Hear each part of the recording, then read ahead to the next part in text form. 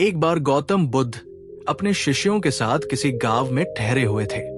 उनके प्रवचनों से गांव के लोग बहुत प्रभावित थे और उनकी शिक्षाओं को सुनने के लिए दूर दूर से लोग आते थे।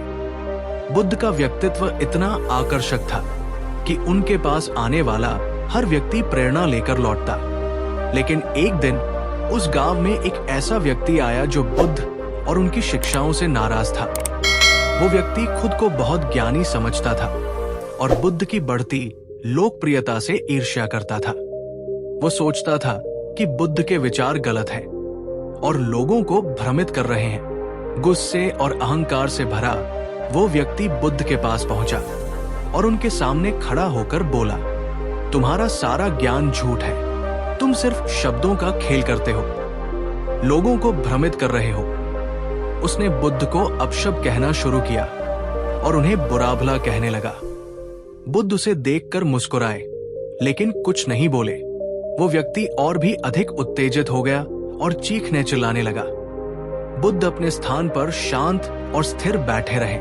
न उनके चेहरे पर गुस्सा आया, न कोई प्रतिक्रिया।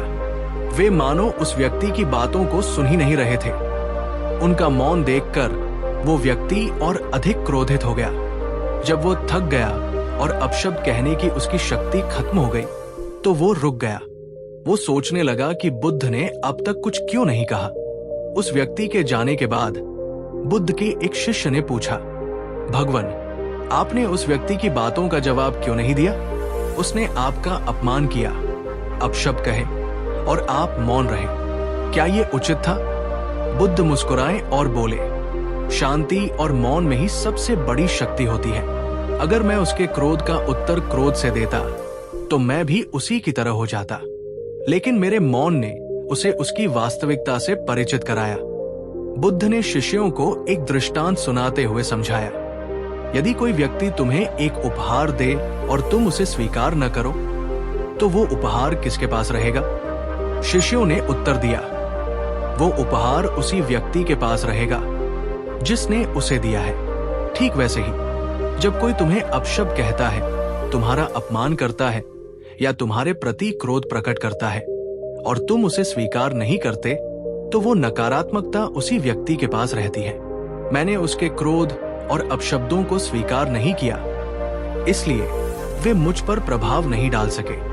गांव के लोग बुद्ध की इस शिक्षा से इतने प्रभावित हुए कि उस व्यक्ति को समझाने गए। कुछ समय बाद वो व्यक्ति खुद बुद्ध के पास आया और उनसे माफी मांगी। बुद्ध ने उसे भी बड़े स्नेह और करुणा से स्वीकार किया। इस कहानी से हमें ये शिक्षा मिलती है, 1. मौन में शक्ति है। मौन किसी भी नकारात्मकता का उत्तर है। 2. तुम्हारी प्रतिक्रिया तुम्हारा चुनाव है। कोई भी तुम्हें तब तक प्रभावित नहीं कर सकता जब तक तुम उसे स्वीकार न करो। 3. क्रोध का समाधान मौन है।